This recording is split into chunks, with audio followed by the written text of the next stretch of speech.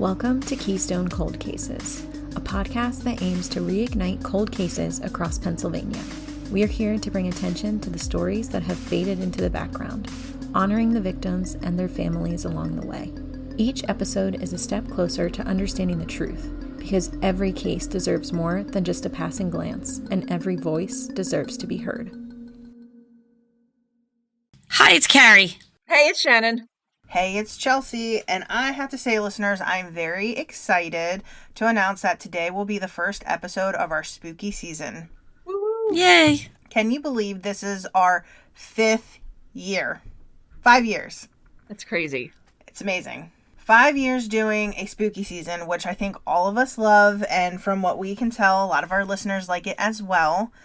And it's just, man, how time flies. And, not to mention, I'm extra pumped because it's finally October, like one of our favorite months, right, guys? Oh, yeah. Oh, yeah. Absolute favorite. Yep. So join us as we get this kick-started. Today, we are going to talk about the Harman Murder House. It does have other aliases, such as the Baltimore Street Murder House and the Murder House of Gettysburg. And I am positive there are probably other names as well that the locals might know about. Now, this story is based on a real and tragic event. On August 31st, 1985, Debra Harman was killed by her boyfriend, Donald Painter. They had gone out Friday night, August 30th, to a bar with some friends. Donald became infuriated when he saw Debra talking to other bar patrons, and they were men. Talk about the jealousy. Yeah, calm down, dude. Yep. An altercation occurred between the men and Donald. He kind of threw a tantrum and he drug Debra home. As for their friend, he had to call his mother to come pick him up to go get his car at their house, which is like kind of silly because, this is early, like 2 a.m. Had to call his poor mother to take him to get his car. Oh, my gosh. Oh, jeez. That's embarrassing. Yes. Really? Very. Very. So as his mother had dropped him off, he heard fighting, and I guess he wanted to make sure everything was okay. So he made his way up the stairs to their apartment when, just before he hit the door, he heard gunshots. And according to Donald, he was attempting to go back to the bar with a gun, but Debra got in the way, and the gun accidentally, quotation marks, accidentally discharged. Mm-hmm. Right. If you are interested in the facts of this case and a deep dive, you can join our Patreon. The October Patreon episode that dropped on October 1st really goes into the specifics of this case and the trial. Not to mention, if you sign up for Patreon, you immediately have access to 27 solved cases that we have covered in the past and cases moving forward. We drop one every single month of a solved case. Now, let's get to the spooky part of it, because that's what you guys want to hear, right? Oh, yeah. Oh, yeah. So, the apartment that was once shared by Debra and Donald is now actually rented by Gettysburg Ghost Tours, which is really part of a larger organization called Ghost City Tours. And I am not going to lie, there is a treasure trove of videos on YouTube from the tours that they give, from people that are on the tours that are recording, and it's a lot. It's a lot to go through. It's a lot to digest. The one that I watched like 100% through from one of the tour guides, it almost kind of sets up the tour like a game. And this tour isn't just the house. Like, they go to some other haunts, it's like Gettysburg is really known for all the ghost stories. You have the Battle of Gettysburg. I'm pretty sure a lot of our other spooky episodes that we have done, some of them have been in Gettysburg. So there's a lot of paranormal activity, if you will. But when you go to the Harman house, they kind of make it into like a game, which I personally think is pretty wrong. But let's talk about it and see what you guys think. Mm-hmm. So the one that I watched, when the attendees of the tour group come into the apartment, they specifically say they're not going to give the name of the victim or the perpetrator. They're not going to say what happened, where it happened, anything like that. They did specifically say that when they're going over all this information, that if people were feeling heavy or not in the right headspace, that they could make their way outside. And I'm assuming that's because I did some reading, and if you're around like bad entities or bad ghosts, like it can like negatively impact you. So they ask you to kind of like step out to clear your head, and it's like that breath of fresh air really does it for you. Also, in the main meeting room that they have set up, there is a huge monitor, and it shows 4 other areas within the apartment that are on camera. The tour group also provides EMF recorders to every attendee, and at the end of the tour, the guide will ask you if you found out the names of the people involved, how the death happened, and exactly where, because obviously, if you're picking up a lot of EMF, waves, it's going to point you to where maybe it happened, and if there's an entity there, you can kind of converse with it, X, Y, and Z. So they're treating it kind of like Clue. This, kind of. Interesting. Yeah. Yeah. Different.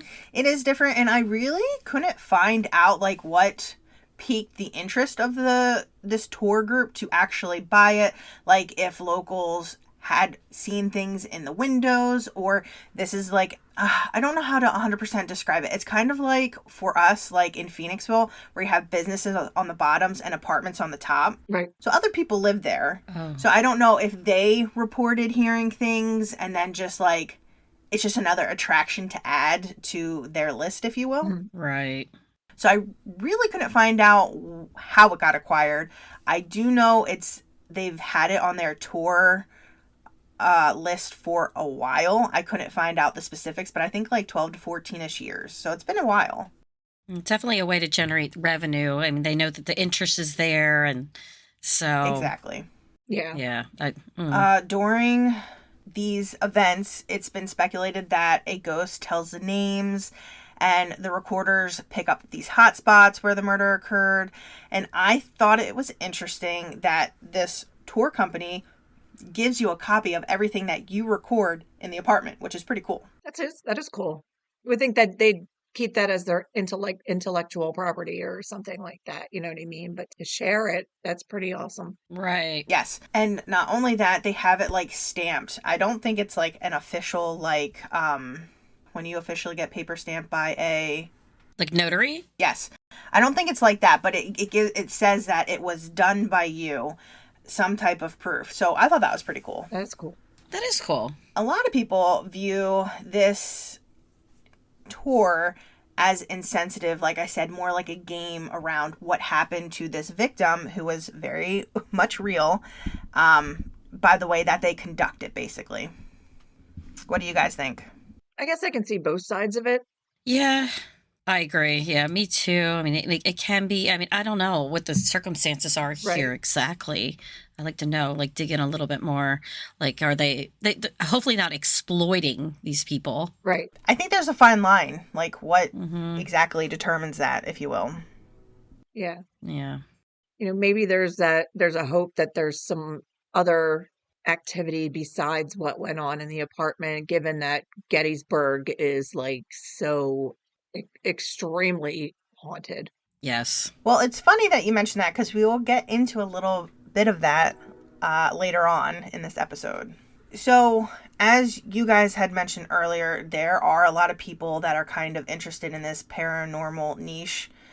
And it's not just tour guides that are going into this apartment. They also have, like, YouTube channels that focus on the paranormal, or paranormal hunters, ghost hunters, what have you, also go to the Harman house to get footage for their shows. That's why there's, like, so much content that you can find on, like, YouTube. Sure. And these YouTube channels, I mean, like, millions of views, specifically for this case. Like, I mean, a lot of people are into it and are interested about it. I did watch one particular YouTube channel, and it is the Paranormal Files, that document their attempts at making a connection with Debra. I was, like, not prepared. Oh, I love that one. Oh, you watch I love it? Paranormal. I do.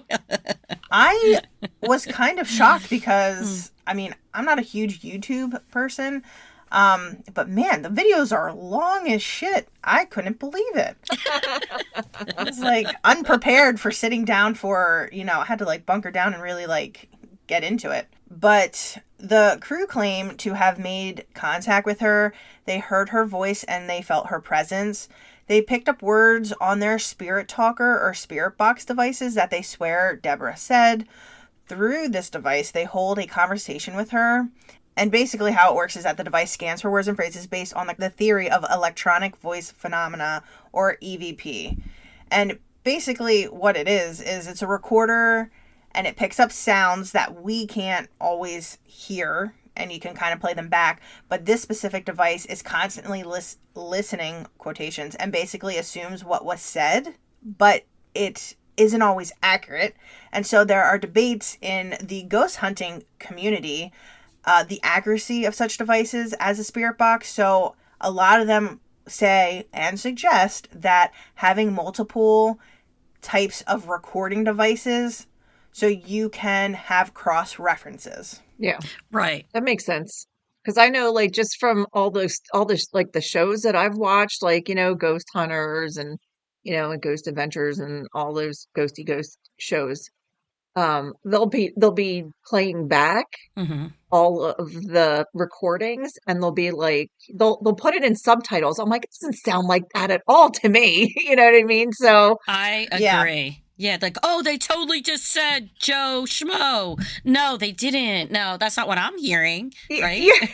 Yeah, no, I heard, you know what I mean? Like, yeah, but they interpret it. Yeah, exactly. It's all left up to interpretation. Exactly. And then they have those ones where it actually has, like, it produces a word. Is that the one you were talking about, Chelsea? Yes. Yeah. Where a word comes up on the screen, but that's just kind of what that app or whatever that piece of equipment is determining it to be. So, like, is it really picking up that word? Yeah. Yes, exactly. And in this video, they did a lot of the video specifically for this YouTube channel, and they didn't go back and do a lot of playback, so all of it was like kind of like live footage, which I don't know. But also during their investigation, they used EMF meters and what they call cat balls, which literally it looks like a cat toy. And what that does is it's a motion light ball, and holy crap, it's like super cost effective. It's less than $5 for one, but apparently the battery is non-replaceable, which is like super lame. I don't get how that has not been remedied yet. Right. They can sell $5 each time somebody needs one. That's true. Very true. Mm-hmm. Once the ball is activated, you can just place it where you want to investigate, and after it is like placed and settles down, the colors turn off. But once it's disturbed, even the slightest bit, it flashes light, so it kind of lets you know if something like went by or anything like that. And I thought it was kind of funny because they had a disclaimer on the product, and basically it's specifically made for hardwood floors. It doesn't move on carpet, and I just had to laugh. Hope no ghosts are in a house with just carpet, because you're shit out of luck. That's great. Yep, exactly. It's kind of like a Ouija board when it comes with like a little disclaimer, Exactly. Right. So this is something Roomba should look into, expanding their product line and getting a light ball that goes on the carpets. That would be awesome. Yep. I think I saw something with a Roomba, and then you buy a carpet that's a Ouija board. Oh, goodness. Like, how fun is that? I love it. But while doing like the research for this, I found that there is an actual ghost hunting gear store, which like I guess I never thought about it or realized. I kind of just assumed like a lot of it was like gadgets that were handmade, but there's a whole entire store for all these types of products specifically for ghost hunting. Interesting. You can Amazon that. Probably. I was just going to say I saw it on Amazon. Yeah, I've gone. Yes. I have some stuff in my cart, just saying, on my list. But I thought that was pretty cool. It is cool. And during this investigation, one of the other things that I feel like, people think that they're more credible is because all of the devices they were using, they also had REM pods, and they detect energy fluctuations, and basically they emit their own electromagnetic field and react to disturbances with light and sounds. Some can even detect fluctuations in temperature, and we all know that typically it is theorized that for spirits to show themselves, they require energy. And some believe spirits source their energy from their immediate environment. That being said, as the spirit starts to appear, it draws the heat from the air for the energy required, which results in cold spots. But we all know there's like tons of skeptics, and there could be like, okay, well, you might have like a leak somewhere, or you might have mold, or just because like thermodynamics kind of really like negates that theory. But I mean, if you believe, right? Right. Very true. Yeah. After the recording in the house, the crew talked about their experience. They full-heartedly believed they made a connection with her. They were doubtful they would get any paranormal hits. Like when they first went in, they didn't think like they'd get anything. But they said all their devices were hitting off like constantly. And in the video, you could totally see it. And sometimes it's hard. I am not one that's like big into like ghost hunting or that kind of type of shows. So I was kind of unaware what was happening. And they were using all this abbreviation. And I didn't know what it was until like having to like search everything up like piece by piece. So in the moment I was like, there's just a lot of lights and sounds going off. I have no idea what's happening or what it means, but they seemed pretty excited and unprepared for how much action, quote unquote action, they got. Coming from me, I'm a little bit doubtful, but if you are interested in this hour-long episode, like, they have so many comments. I mean, the amount of comments, and like I said, it's a very long episode, and they covered another haunted place in Gettysburg as well, and it's like a 2-hour thing, completely free for you to watch. Obviously, there's some ads, but you can see they are very passionate about what they do. Sounds interesting. It is. They that particular YouTube channel, they did a series just on Gettysburg and haunted places, so there's a ton. And they have one of the people from the tour guides that takes them around the city to like show them, give them the backstory, and then get them set up. And then they kind of do their own thing. Yeah, we're talking about like, this is Colin Brown, right? For the Paranormal Files. Is that who it is? Yeah. Yeah. I like them, him and his wife, Courtney. Yeah, they have some good stuff out there for sure. When I watched it, it was him and another guy. Mm-hmm. So I'm not really sure. I kind of thought it was insensitive. Like, I have to remember, like, they're younger. And they are. They were just, like, kind of laughing and high-fiving each other. And I was like, ugh. This doesn't seem very professional. Oh, I don't remember that. Yeah, okay. But there's a lot of them for you to pick through. And, you know, going through a lot of the comments, a lot of footage, people typically claim that the most contact happens kind of where the footways are, kind of where you're passing through. So, like, in the hallways. They hear footsteps that go back and forth. Others say they hear knocks throughout the apartment. People claim they see mists in the apartment that they have been able to catch on camera. Like, it'll start halfway and then disappear. And according to one of the men who have helped run the tour for years, she loves to talk about food. Like the past meal she would make, or she enjoyed cooking, if you will. So take it as you will. You can watch the video, see how accurate you think it is. Again, it's really up to interpretation, I think. And so we're going to go back to Shannon's comment of possibly what if you're picking up other spirits. Some people believe it is important to note that the apartment is situated above a store called Baca's Vintage Street Fair. This storefront opened between 2021 and 2022. Thanks to Google Street View, because I was unable to find when the store changed over, but I could see it during those years on the Street View. Mm-hmm. And its owner seems to buy items at estate sales and auctions, and he is attracted to weird items, such as dolls and antique items. People believe that the shop owner could be bringing spirits from other homes. Mm-hmm. Yeah, I believe that too. You do? Yeah, absolutely. Mm-hmm. Yeah. I mean, it's possible, right? Yeah. Yep. Or just energy. I mean, everything has an energy to it, right? Right. Yeah. That thought process is due to the various paranormal activity picked up, because it doesn't always correlate to Deborah's case. Like, when the one video that I watched, like, a ton of names were being thrown around, just random names. Nothing to do with the case, just weird stuff. So, like, where's that coming from? Right. I mean, when you collect all that old stuff, I mean, it just has so much energy. And I believe there was maybe a TV show or I don't remember, or YouTube about this specific place. I kind of remember this because at night they had set up cameras and like things would fall off the shelves and all. Did you hear anything about that or? I could barely find a lot of information about this store. I tried. He has a TikTok and an Instagram, but it's all like business related stuff, not spooky stuff. Right. Okay. And I'm not sure if maybe it goes by a different name because, like, I literally couldn't find a lot about it. Right. I find it funny because a handful of articles and videos that I've seen mention guests of the tour always thinking that they're picking up so much EMF activity in certain areas when it is actually just the breaker box inside of the apartment. That's great. Yes. Sorry.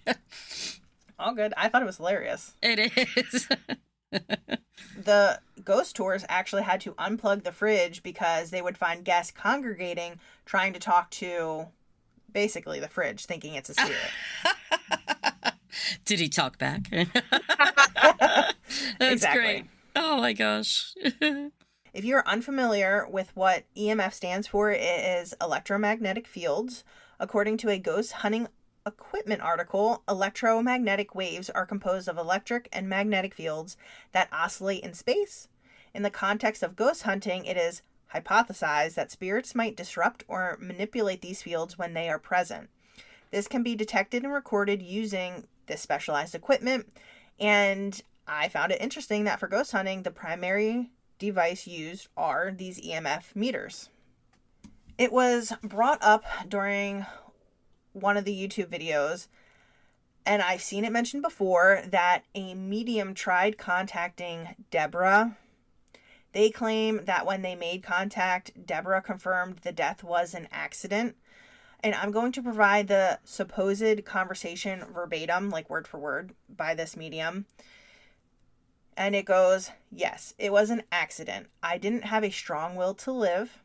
I probably could have fought harder to escape, but I was in a very bad situation. A situation I didn't want to be in, and I was ready to check out. It was an accident, but at the same time, the level of anger in that relationship was going to escalate at some point, and it was inevitable." End quote. In my opinion, what BS. In our Patreon episode, I go over how each party in the relationship, both Debra and Donald, wanted to end the relationship. Debra had asked her job to relocate her all the way to Texas, and is that somebody who is willing to give up? No, not at all. She even confided in a coworker that she was scared of Donald and what he might do. Again, is that someone who's willing to give up? She was reaching out for help, honestly. Right.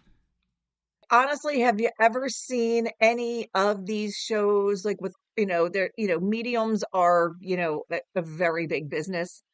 Have you ever seen any of these mediums have any type of legit back and forth conversation with a spirit? It's always bits and pieces of information that person has to kind of confirm. Yes. Not somebody going, "So yeah, it was an accident, but, no, I completely agree that that's not on the level." Well, like in the Paranormal Files video, they ask her, like, "Was it an accident? Turn on my flashlight." And the flashlight turns on. If you listen to our Patreon episode, you will know it was like 100% proven why it was not an accident. You can't get shot twice accidentally with a cock rifle. Can't do it. Yeah. Doesn't happen. Right. So, like, yeah, I don't know. There was a lot of stuff. If you're interested, again, highly suggest you listen to the Patreon. I think it was done beautifully, but that's just me. But I do think it's BS. I think this medium basically was like using a bad situation just to kind of like garner attention and like controversy, and people were going to read an article like that. Yep. Because it completely contradicted yep. what actually happened.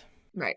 So I was kind of enraged when I read that, I was like, what a jerk. Because, like, Yeah. it's hard. Like, they don't have the typical qualifications like you and I may have for our regular job. We just have to, like, trust them. Right. I don't know. Yeah. Very true. Sound like they went to medium school or anything, right?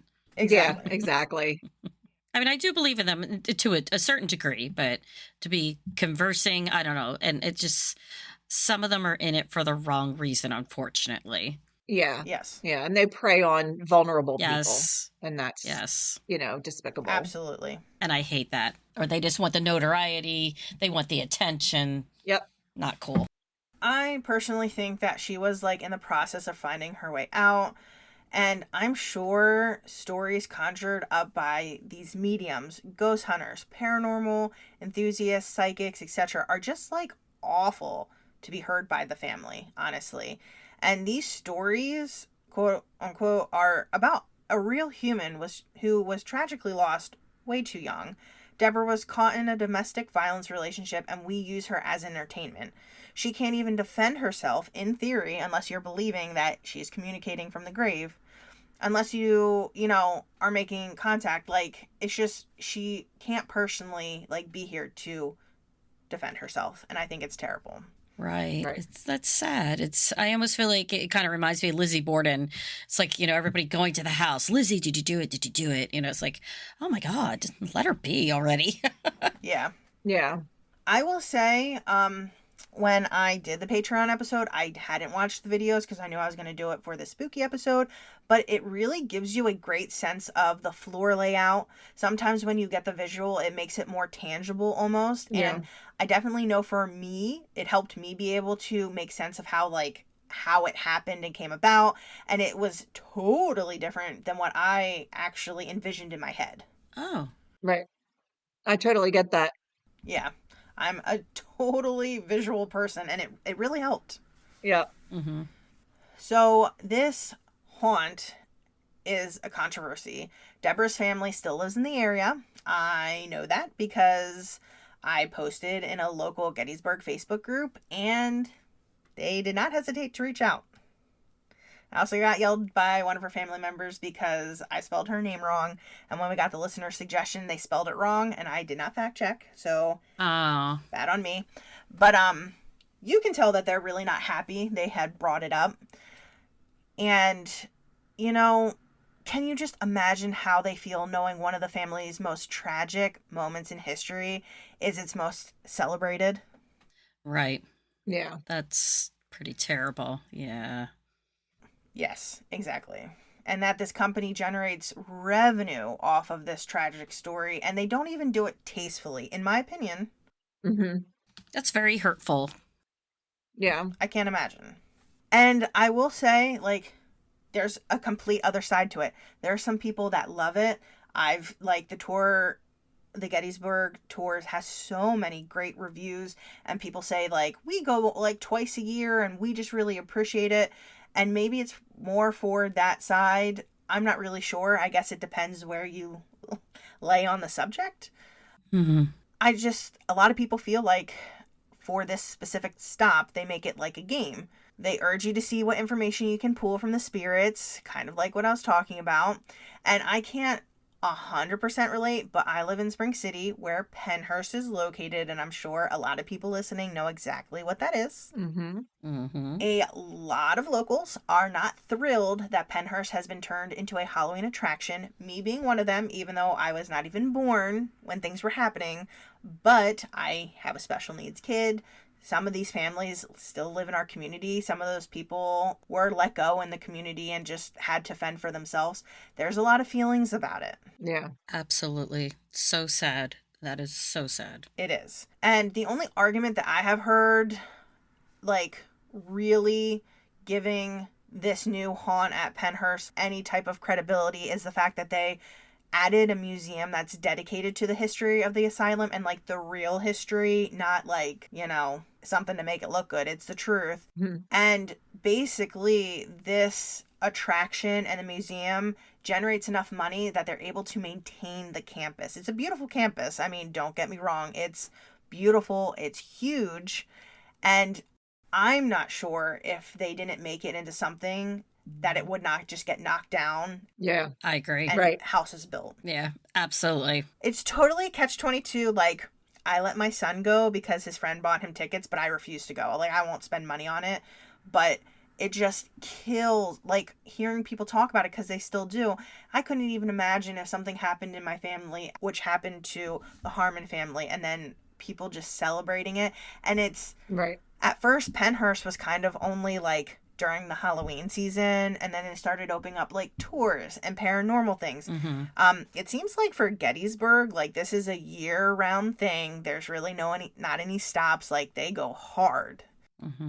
Yeah, it definitely feels like it's being exploited. I mean, I like the idea of the history, and I didn't know that they were doing that at Pennhurst, and I really love that. I think people would really appreciate that. They go and see what actually happened there. Yes. Right. Yeah. I just feel for Debra's family, because her poor spirit is constantly sought after. And, like, to me, I just feel like the poor thing can't find peace. Yeah. Yeah, I would agree. So, listeners, what are your thoughts? Do you think that Debra's spirit is trapped in the apartment where she horrifically lost her life? If so, do you believe that her ghost is able to communicate as abundantly as the people in the paranormal world or ghost tours make it out to be?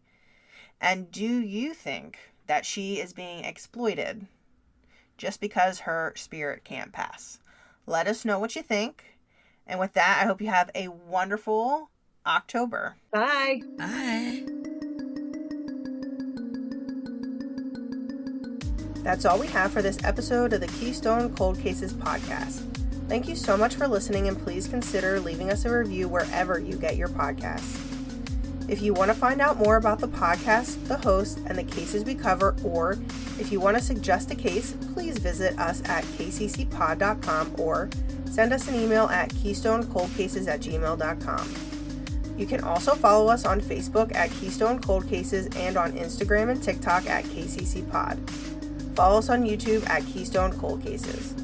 Please remember never to reach out to family or friends of the victims, only to law enforcement if you have any tips. This episode was researched and hosted by me, Chelsea. Find all of our sources, social info, and contact information at kccpod.com. Theme music by Darren Makins and production assistance from Shannon Bickle. Join us again next week for another case to sleuth out to.